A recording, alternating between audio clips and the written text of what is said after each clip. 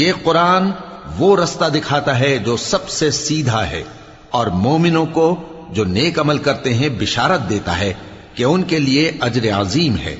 اور یہ بھی بتاتا ہے کہ جو آخرت پر ایمان نہیں رکھتے ان کے لیے ہم نے دکھ دینے والا عذاب تیار کر رکھا ہے۔ اور انسان جس طرح جلدی سے بھلائی مانگتا ہے اسی طرح برائی مانگتا ہے،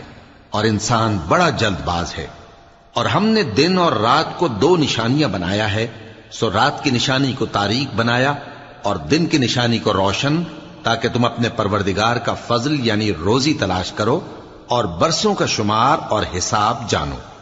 اور ہم نے ہر چیز کی بخوبی تفصیل کر دی ہے، اور ہم نے ہر انسان کے اعمال نامے کو بصورت کتاب اس کے گلے میں لٹکا دیا ہے، اور قیامت کے روز وہ کتاب اسے نکال دکھائیں گے جسے وہ کھلا ہوا دیکھے گا۔ کہا جائے گا کہ اپنی کتاب پڑھ لے، تو